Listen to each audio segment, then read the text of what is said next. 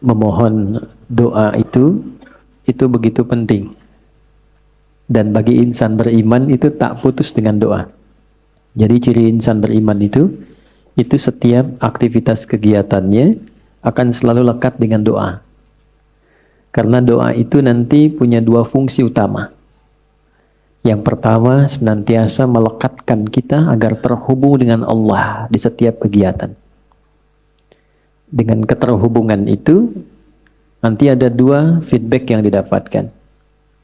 Pertama adalah perhatian Allah kepada seluruh aktivitas yang kita kerjakan.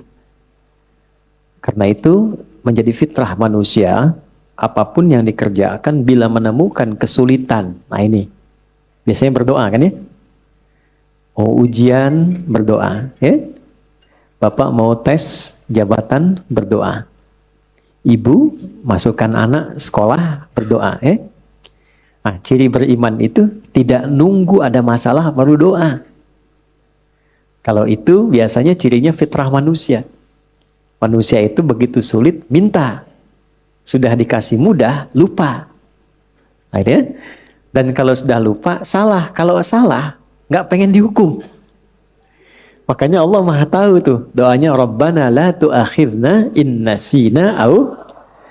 Ya Allah, kalau kami lupa atau salah, jangan dihukum. Ya kan? Nah, untuk mencegah supaya nggak lupa dan salah, berusaha terkoneksi dengan Allah.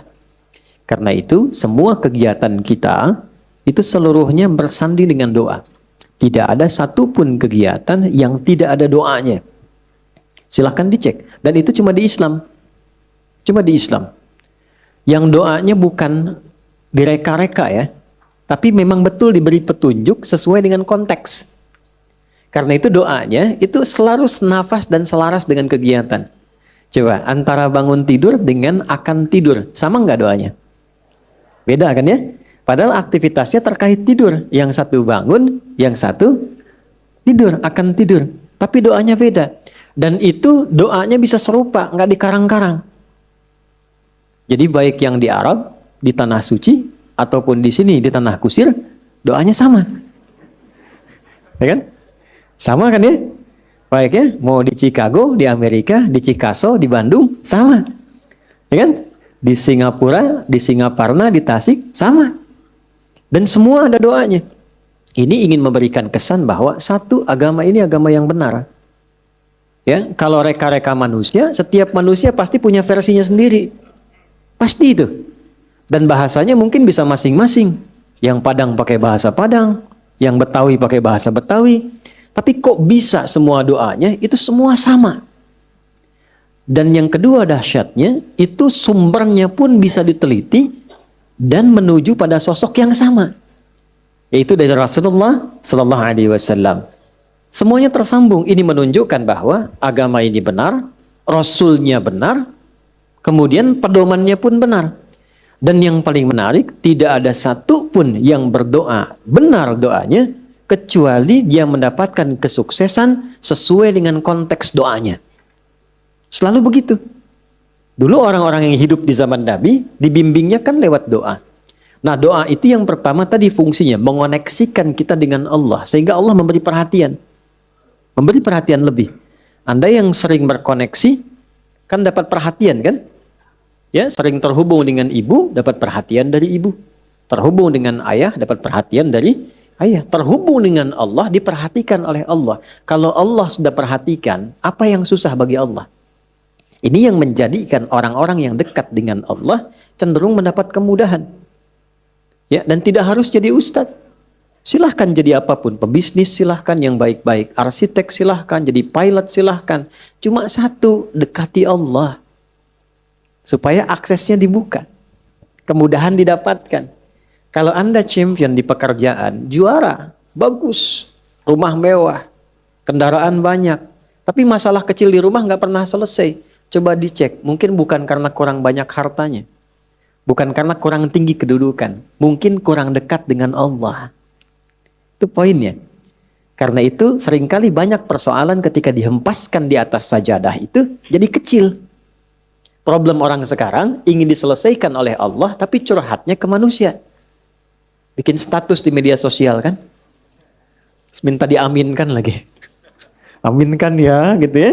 Tapi pengen dijawabnya oleh Allah. Sedangkan Allah sedang memberikan fasilitas dan caranya. Nah, yang paling dahsyat itu ada orang yang persoalannya dimudahkan oleh Allah. Jadi bukan nggak punya masalah. Dia memiliki persoalan, bahkan yang kadarnya sama. Tapi diberi kemudahan oleh Allah untuk mengatasinya. Sehingga seakan-akan ringan saja. Seakan-akan ringan, bukan nggak punya masalah. Nah, karena itulah kemudian kenapa saya buka untuk membiasakan ini, karena ini ada bagian sunnah yang menipis. Ya, ada bagian sunnah yang menipis, yaitu menyertakan doa dalam setiap aktivitas. Kalau mau diteliti secara psikologi juga, itu ada pengaruh doa pada motivasi diri. Orang yang sering berdoa itu meningkat kepercayaan dirinya. Motivasinya menguat. Sehingga dengan meningkatnya motivasi diri itu cenderung mudah mengatasi berbagai persoalan. Ini poin pertama. Yang kedua, ini yang paling penting yang ingin saya tekankan sebelum kita memulai kajian. Bapak Ibu sekalian, di dalam Islam, doa itu bukan sekedar mengoneksikan diri dengan Allah Sang Khalik, tapi juga mengandung pedoman. Sekali lagi, mengandung pedoman dari aktivitas yang akan kita kerjakan. Itulah yang menyebabkan semua doa sesuai dengan konteks. Lafadznya bisa beda-beda. Dan kalau kita teliti, ini pentingnya pemahaman. Semua isi doa itu isinya pedoman menjalani aktivitasnya. Ya, saya beri contoh begini misalnya. Tadi teman-teman kan masuk masjid ya. Doanya apa? Allahumma ftahli abwaaba rahmatik. Nanti keluar doanya apa? Allahumma inni as'aluka min fadlik. Coba lihat, kenapa doa masuk dengan keluar beda? Dan kakinya kenapa beda? Masuk kaki, keluar kaki kiri. Ya, doanya lain kan? Coba. Allahumma ftahli abwaaba rahmati. Kita terjemahkan ya. Jangan-jangan dibaca, tapi nggak tahu artinya. Ya, atau dibaca, tahu arti, nggak tahu maksudnya. Karena ini terkait pedoman. Ya, Allahumma, ya Allah. Itu bahasa halus dari kata ya Allah itu Allahumma. Ya Allah itu sudah bahasa Arab. Ya dengan Allah. Ya Allah itu bahasa Arab. Ya. Dan itu sudah menjadi fitrah manusia. Ya, bahkan jangankan masuk masjid, kepleset aja ya Allah, ya Allah. Ya. Lihat mendung ya Allah kan, ya Allah mendung. Ya kan? Lihat hujan, ya Allah hujan. Ya kan? Itu selalu itu fitrah manusia karena sejatinya manusia itu nggak bisa lepas dari Tuhannya. Ya kan? Nah, kalau kita ingin memohon dengan menghaluskan kata itu, maka ganti katanya dengan Allahumma. Ya, jadi ya Allah kalau digabungkan jadi bentuk halus, apa namanya? Allahumma. Jadi kalau Allahumma itu bentuknya merendah. Tawadhu. Jelas ya? Dia merendah sifatnya. Jadi kalau sudah menyebut Allahumma, kita merendahkan diri kita. Memohon dengan kelembutan. Itu yang dimaksud di Quran surah ke-7 Al-A'raf itu di ayat 205. Wadhkur rabbaka fi nafsika tadarruan wa khifatan wa dunal jahri minal qaul. Kalau mau memohon cepat dikabul, jangan meninggi, merendah. Ya, jadi semakin kita merendah, semakin Allah meninggikan. Jadi orang yang banyak sujud, kenapa diangkat derajatnya? Karena dia banyak merendah. Semakin merendahkan dirinya, semakin Allah angkat. Balik, semakin mengangkat, semakin direndahkan. Kenapa itu? Ya, Azazil itu yang terhormat. Azazil terhormat tuh di alam langit itu terhormat. Ya, runtuh jadi iblis dan jadi syaitan karena meninggi. Begitu dia tinggi, Allah rendahkan. Itu kan ada dialognya di Quran surah ke-7 kan? Al-A'raf ayat 12. Dibaca enggak Qurannya? Ya. Qala ma mana'aka alla tasjuda idh amartuk. Dia berkata, ana khairum minhu. Ya, qala ana khairum minhu, khalaqtani min narin wa khalaqtahu min tin. Allah menyampaikan, kenapa engkau tidak mau hormat kepada Adam ketika aku perintahkan? Bukan masalah sujudnya. Nggak penting sujudnya, kata Allah. Yang penting itu yang perintahkan saya. Kenapa nggak patuh? Maka iblis mengatakan, ya, saya lebih hebat dibandingkan dengan Adam. Bukan levelnya yang dicipta dari tanah, mesti hormat kepada yang dicipta dari api, mesti hormat kepada yang dicipta dari tanah. Maka ketika dia meninggi, Allah rendahkan. Ya. Dan ketika seseorang merendah, Allah tinggikan. Maka dari itu, kalau ingin berdoa cepat dikabul, maka merendahlah di hadapan Allah. Jangan membawa ketinggian, merendah. Mohon dengan kelembutan. Maka ketika masuk, Allahumma ftahli abwaaba rahmatik. Kita merendahkan diri kita. Ya, kalau Bapak Ibu mau cek, coba jalan-jalan ya, napak tilas ke jejak masjid-masjid dibangun di Tempo dulu. Itu ada masjid di Cirebon yang dibangun Sunan Gunung Jati itu pintunya sedikit dikebawahkan tuh. Coba kalau cek ya, kalau nggak percaya. Ya, kan sedikit dikebawahkan kan? Makanya masuknya tuh agak ke bawah kan? Itu sudah ngasih pelajaran. Jadi orang dulu itu pelajarannya simpel, nggak banyak ceramah, tapi langsung dipraktekkan. Kenapa? Di antara dasar pemahamannya, filosofinya, itu menerapkan konteks ini. Masuk dengan merendah, masuk ke rumah Allah kok meninggi. Ya kan?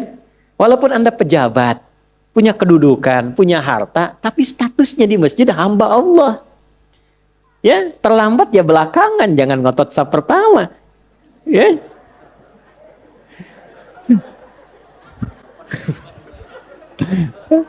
Kalau ini udah duluan tadi, udah nyambut nih. Sama. Apalagi imam di kantor. Di kantor boleh jadi imam, jadi direktur. Tapi jabatan di kantor jangan samakan dengan di masjid. Babnya ada lagi. Ya. Dulu saya baru datang dari Tripoli itu, masuk pesantren, ada pejabat-pejabat itu yang tinggal pengen jadi imam. Karena merasa imam di kantor harus di masjid. Saya bilang bagus itu. Bagus. Cuman bacaannya agak kurang tepat. Sehingga telinga kadang sakit kalau dengar. Tuh kan? Saya tanya, Pak, kenapa nggak diperbaiki dulu bacaannya baru jadi imam? Justru kami jadi imam Ustadz supaya bisa diperbaiki.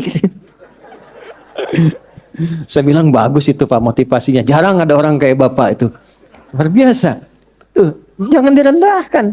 Kan itu karena belum tahu. Orang belum tahu diberitahu. Bukan dimarahi. Ya. Pak, saya kasih jalan yang cepat supaya Bapak tetap jadi imam dan kualitas makin bagus. Wah, boleh Ustadz tuh. Bapak tetap jadi imam. Nanti sebelum sholat, dicek dulu Pak bacaannya. Santri nanti saya siapkan. Insya Allah begitu naik jadi imam, jadi lebih bagus. Betul itu Ustadz. Nah, sambil dicek, Bapak ngimaminnya duhur dan asar dulu. Biar saya yang handle maghrib, isya sama subuh, gitu kan. Tapi sepakat, yang penting kan nggak turun status, ya kan? Tetap imam, ya kan? Kadang psikologi kan begitu. Yang penting nggak turun status. Dan kita mendahulukannya, Bapak tetap imam, Pak, ya kan? Nah, imamnya zuhur dan asar. Alhamdulillah. Begitu maghrib, isya dan subuh kita gantian sama santri, kualitas bacaan lebih dibagusin. Ya, begitu sudah bagus kita dorong, Pak, silahkan coba maghrib. Gak usah lah, ini aja yang udah ada. Nah, itulah dakwah. Itulah dakwah. Nah, itu merendah. Nah, Allahumma merendah. Iftahli, mohon bukakan untukku. Personal. Kenapa coba personal, bukan iftahlana? Ya, nggak ada orang masuk masjid dia sendiri. Allahumma iftahlana, nggak ada. Selalu iftahli. Saya belum pernah dengar orang masuk masjid, Allahumma ftah lana, lana, nggak ada. Iftahli. Abwaab rahmatik. Li kan untuk pribadi kan. Nah, kemudian yang kedua, yang ketiga, Allahumma iftahli. Yang ketiga, abwaaba. Abwaaba itu jamak dari bab. Bab itu pintu. Kok bisa jamak pintunya? Saya tanya, ibu waktu masuk ke dalam masjid lewat satu pintu atau banyak pintu? Satu pintu, nggak ada ibu masuk balik lagi lewat sana lagi, balik nggak ada, satu pintu. Kok bisa masuknya satu pintu, tapi mintanya banyak pintu? Wa rahmatik. Nah, ini rahasianya. Baik. Nah, saya mau bagi sedikit sebelum kita mulai, tapi tolong catat ya, catat betul-betul. Ini rahasia di antara kita. Bapak Ibu sekalian, rahmat itu di Quran dan juga dalam hadis setidaknya punya 3 makna utama. Ada 3 makna. 1. Solusi dari berbagai macam persoalan hidup. Saya ulang, solusi dari berbagai macam persoalan hidup. Itu diantaranya ditemukan di Quran surah kedua Al-Baqarah di ayat 157. Nah, munculnya ayat 157 ini ada keterkaitan dengan 155 dan 156. Persoalannya di 155, sabarnya 156, solusinya 157. 155 walanabluwannakum bisyai'im minal khauf wal ju' wa naqsim minal amwal wal anfus wath thamarat wa basyiris sabirin. Sabarnya 156. Alladzina idza asabathum musibah qalu inna lillahi wa inna ilaihi raji'un. Ayat 157-nya. Ulaika 'alaihim salawatum mir rabbihim wa rahmah. Ulaika humul muhtadun. Itu ya. Baik. Rahmat yang pertama, solusi dari berbagai macam persoalan kehidupan. Baik kegelisahan. Jangan dikira yang hadir di sini tenang semua. Ini walaupun wajahnya kelihatan senyum-senyum, hatinya ada yang gundah. Ada yang baru ditolak saat mau lamaran, mungkin kan? Lamar kerja maksudnya. Ya? Ada yang mungkin sedang kesulitan di rumah tangga, pengen dapat ketenangan, khauf. Gak bisa dihindari. Tadi aja kan udah lihat-lihat jam nih, Ustaz datang nggak gitu kan? Padahal saya secepat mungkin bisa ke sini tuh. Ya nggak singgah di rumah, cuman ke kantor ganti pakaian langsung ke sini. Hampir nggak tidur saya semalam itu. Alhamdulillah. Ya, tapi kan yang khawatir Anda. Huh? Wal ju' kan ada yang lapar. Awal-awal dari subuh ke sini sarapan aja belum kan? Lihat-lihat yang jualan nggak depan, kan? Itu nggak apa-apa. Wa naqsim minal amwal. Ada yang mungkin baru kena musibah di kantor. Proyek misalnya, ada yang nggak lulus. Ada utang belum dilunasi, cicilan masih nyari solusi. Yang demikian. Wal anfus, ada yang sakit, mungkin kerabatnya datang supaya cari wasilah. Allah kabulkan doanya. Ada yang ngejar ustadz supaya minta didoakan. Ada. Wat thamarat. Itu kalau buka mushaf diartikan buah-buahan. Itu sebetulnya bahasa kiasan, cara bacanya, memahaminya dengan balaghah. Kalau baca terjemah nanti kurang nyambung. Kalau buah-buahan berarti yang diuji cuma tukang buah. Tukang sayur tidak. Ya. Itu cara bacanya pakai ilmu balaghah, pakai majaz. Maksudnya apa? Kalau buah itu kan didapatkan, dipanen saat mulai pertama kali merawat benih kan? Nanam, dijaga dari hama. Tiba-tiba besoknya mau dipanen, malam-malam diambil orang. Antum yang ikut tender, kualifikasi antum yang jelas, tapi pengumuman orang lain yang ngambil. Itu maksudnya. Ada orang-orang yang kehilangan sesuatu setelah dia berusaha keras mendapatinya. Harusnya dia kok yang dapat orang. Saya mau tanya pada Anda, biasanya kalau situasi begitu pelariannya kemana? Tuh. Ya, dan cari yang paling kuat kan, doa itu kan yang bisa memberi solusi kan? Doa itu kan minta. Nggak mungkin minta pada yang diduga nggak bisa ngasih. Dan puncak pemberian itu pada Sang Maha Pemberi, yaitu Allah, Wahhab, pemberi tanpa batas. Nah, Allah memberikan tempat-tempat spesial yang kalau minta hati lebih khusyuk. Beda antara minta di kendaraan di rumah dengan di tempat ini. Tempatnya lebih tenang, saat masuk saja suaranya sudah lain, aura sudah beda. Apa nama tempatnya? Masjid. Makanya Bapak Ibu masuk masjid ini rasanya sudah lain. Dengan rumah sendiri tenang mana dengan masuk masjid? Masjid. Masuk rumah semewah-mewahnya, tenangnya nggak sama dengan masuk masjid. Begitu dibuka tenang. Gitu. Insya Allah. Baru masuk kalau punya masalah kadang-kadang sudah terasa dalam. Nangis kan sholat 2 rakaat. Nyender ke tembok, tidur aja. Tenang. Itu. Dulu di Jepang dulu begitu, ada cerita, kawan saya sedang cerita itu, kan tingkat bunuh dirinya tinggi karena stresnya tinggi. Ternyata kaya itu tidak menjamin bahagia. Maju tidak menjamin bahagia. Kan negara maju. Tapi indeks kebahagiaannya belum tentu didapatkan maksimal. Bunuh dirinya banyak, Pak. Saya pernah lewat satu tempat itu yang tiap hari selalu ada 1-3 orang bunuh diri di situ. Itu masih biasa, Ustaz. Ada satu tempat X lah, saya tidak sebutkan, ya. X. Itu tiap hari mayat bergeletak di mana aja.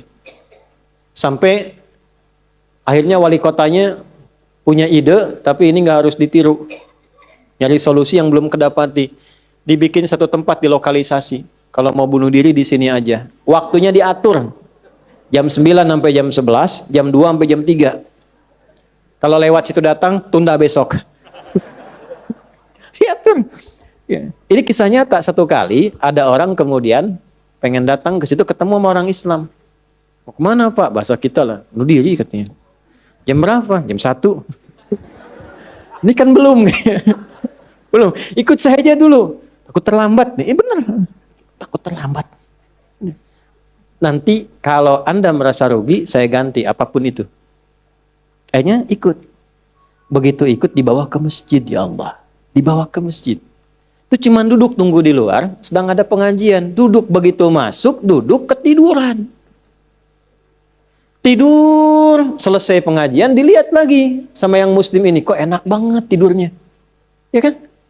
Tidurnya mau dibangunin gak enak, sampai lewat lah batas bunuh diri itu. Karena lewat gak enak, dibangunkan, bangun katanya, wah bangun kan. Begitu bangun, minta maaf lah si muslim, saya minta maaf betul-betul karena melihat Anda begitu nikmat tidurnya, saya tidak mampu membangunkan Anda. Ini sudah lewat jam bunuh diri katanya. Tapi menariknya kata orang ini, nggak apa-apa. Ini tempat apa katanya? Tempat apa? Ini masjid. Kenapa? Saya itu ingin bunuh diri karena saya sudah berhari-hari nggak bisa tidur. Jadi dia menyimpulkan kalau bunuh diri itu udah mati, udah tidur aja. Gitu, saking nggak bisa tidurnya. Tapi kok bisa di tempat ini bisa tidur? Dia belum kenal jamaah Andor.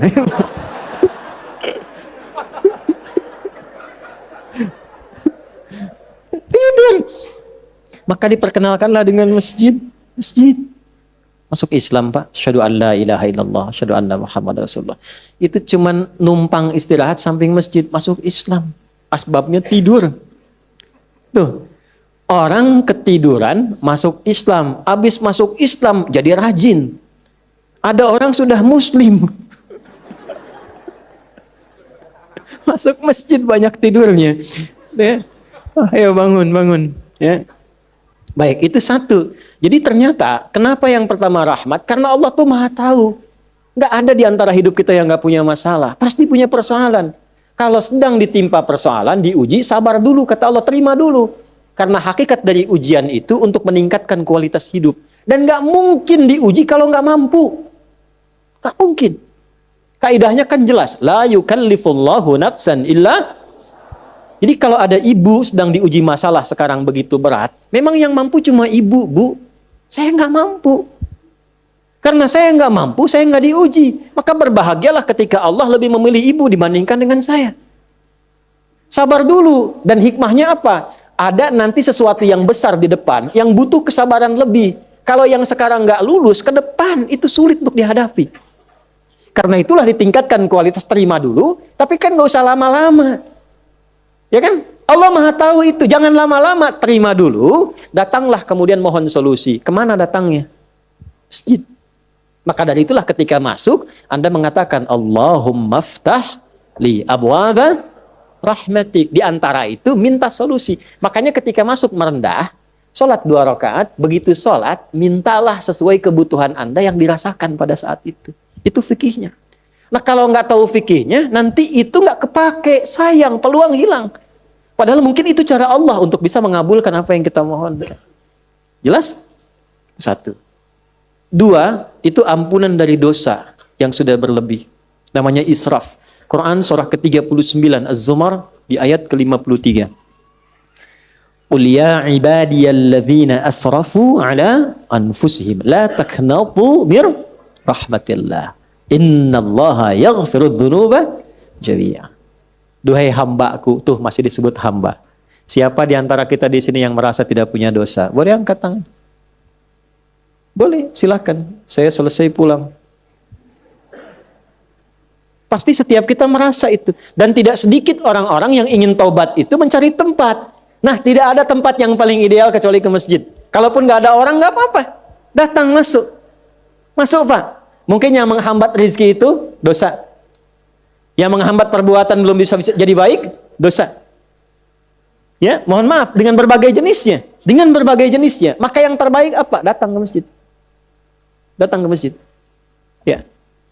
Ini kisah nyata di masa lalu. Makanya sering baca tuh yang baik-baik lah, kisah salafus saleh, orang-orang saleh di masa lalu. Ada seorang hamba rajin sholatnya. Ini sahih riwayatnya, sahih. Rajin sholat, rajin sholat, rajin sholat. Tapi yang menarik tertuliskan, ya, ketika malaikat itu mendapat informasi, di aras tertuliskan, ini termasuk bagian dari ahli neraka. Tapi sholat. Perhatikan ya, perhatikan. Ini nanti terkait juga dengan hadis, kalau Anda baca Al-Arba'in, nomor hadis yang keempat itu. Ya, terkait dengan bab takdir. Bagaimana kemudian ikhtiar seorang hamba itu, ya, menjadikan ia berubah dari salah menjadi soleh. Dan sangat dicintai oleh Allah. Oke? Maka apa yang terjadi? Bapak Ibu sekalian, ketiba kemudian, si malaikat itu, ini kisah sahih yang sampai, lalu menyampaikan, kasihan pada orang ini, kok kelihatannya ibadah tapi tertulis ahli neraka. Maka disampaikan dengan cara yang Allahu a'lam, apakah menyamar atau bagaimana, tuliskan. Kamu kok terus-terusan sholat? Padahal belum tentu baik di mata Allah. Belum tentu menjadi bagian ahli surga. Perhatikan jawabannya. Tujuan saya sholat ini bukan karena surga atau neraka. Tujuan sholat ini bukan karena saya dipandang baik atau buruk. Tapi tujuan sholat ini, saya ingin mengagungkan Allah Subhanahu wa Ta'ala. Perhatikan. Dan nanti ini menjadi cara bagi seseorang yang ingin bertobat. Jadi kalau ingin bertobat, tobatnya ingin benar, carilah perhatian Allah. Yang penting ridha Allah. Terus saja tobat. Tobat sampai merasakan kenikmatan tersambung dengan Allah. Itu maksudnya. Jadi begitu keluar kalimat itu yang mengguncang arsy. Itu yang dijadikan oleh Allah pelajaran. Bahkan pada alam malaikat untuk mengenal bagaimana rahmat Allah itu diberikan. Mudah bagi Allah membuka, merubah, memutar, mudah. Tapi Allah ingin memberikan pelajaran. Bahkan di alam malaikat bagaimana kasih Allah diberikan. Begitu kalimat itu muncul, apa yang terjadi? Maka berubahlah di arsy namanya menjadi ahli surga. Ini riwayat sahih. Berubah menjadi apa? Ahli surga. Padahal Allah tuh maha mengetahui, gampang aja tinggal dirubah ahli surga, tidak. Tapi Allah ingin memberikan informasi, bahkan di alam langit kepada para malaikat, betapa tingginya rahmat Allah memberi kesempatan pada setiap hambanya untuk kembali kepada Allah dalam kebaikan. Dan itu disebut hamba. Disebut hamba. Karena itu Allah begitu mencintai ketika ada pelaku maksiat, dia pengen tobat, itu begitu dicintai. Dan statusnya naik lebih tinggi. Ini yang menyebabkan ayat ini turun. Qul ya ibadiyalladzina asrafu ala anfusihim. Ini yang menyebabkan itu menunjukkan rahmat Allah. Hai hambaku, betapa besar pun kau pernah berbuat dosa, sepanjang masih hidup belum tiba ajalmu, jangan pernah putus asa untuk mendapatkan rahmatku. Pakai rahmat. Rahmat di sini mencakup Rahman dan Rahimnya Allah Subhanahu wa Ta'ala. Karena itu kalau Anda pernah berbuat salah, kita, jangan malu untuk kembali. Kalaupun malu dilihat orang, Allah menyiapkan tempat yang tidak semua orang bisa ke situ. Datang ke masjid. Mohon, minta salat 2 rakaat. Minta kebaikan kepada Allah. Sampai hati mendapatkan ketenangan. Jelas di sini? Baik. Dan yang ketiga, ini yang paling juga banyak dimohonkan. Ya. 1, solusi. Yang kedua apa? Ampunan dari dosa yang begitu melimpah. Ya. Dan yang ketiga, rahmat yang ketiga, kasih sayang yang memudahkan jalan-jalan kehidupan. Dunia sampai akhirat. Yang ketiga. Semua kita pasti ingin mendapatkan kemudahan. Kenyamanan. Bukan cuma dunia, sampai dengan akhirat. Kasih Allah yang memberikan kemudahan dunia disebut dengan Rahman. Kasih Allah yang memberikan kelapangan akhirat disebut dengan Rahim. Itu kita baca setiap hari. Bismillahirrahmanirrahim. Maka ketika masuk ke dalam masjid, mohonlah kepada Allah 1 dari 3 kemuliaan ini. Kalau ustadznya belum datang, itu manfaat besar. Boleh jadi banyak permohonan, ayo lekatkan di situ, optimalkan. Dan di situ mungkin peluang terbesar untuk mendapatkan apa yang kita inginkan. Jadi, begitu Bapak Ibu mendapatkan 1 dari 3 itu, keutamaan bukan? Keutamaan bukan? Hah? Istimewa tidak? Dalam bahasa Arab, sesuatu yang istimewa, sesuatu yang utama disebut fadlun namanya. Makanya Sulaiman alaihissalam ketika dipuji karena hebatnya, istimewanya, bisa menaklukkan awan, ya kan? Sebelum Songgoku dan Songgohan dengan awan kintonnya itu yang fiksi, Nabi Sulaiman tuh betul-betul nyata. Tapi ketika dipuji apa yang beliau katakan? Hadza min fadli rabbi, fadlun. Itulah sebabnya kalau bisa jangan dulu keluar sampai merasakan rahmat Allah ada dalam diri kita. Begitu keluar, Anda keluar dengan kaki kiri dengan mengatakan Allahumma inni as'aluka min fadli. Ya Allah, saya ke masjid seperti apa yang kau perintahkan, saya datang. Saya memohon seperti apa yang kau tunjukkan lewat Rasulmu, saya lakukan. Ya Allah, engkau minta ini, saya kerjakan. Engkau minta berdoa, saya doa. Kau minta alirkan air mata, aku alirkan. Maka mohon ya Allah, jangan biarkan aku keluar dari rumahmu ini, kecuali engkau kabulkan apa yang aku mohonkan, sesuai dengan janji yang engkau tetapkan sebagai kemuliaan darimu. Ya Allah, saya mohon kemuliaan darimu. Itu rahasianya, itulah doa. Nah, jadi kalau mau doa itu, jangan sekedar dibaca. Baca bagus, menjadi ibadah. Tapi yang paling penting, tahu isinya. Sehingga itu bisa merubah diri kita jadi lebih baik. Makanya beda rasanya. Antum kalau tahu makna segitu aja, itu Masya Allah dalam sekali. Keluar dari sini sudah beda rasanya.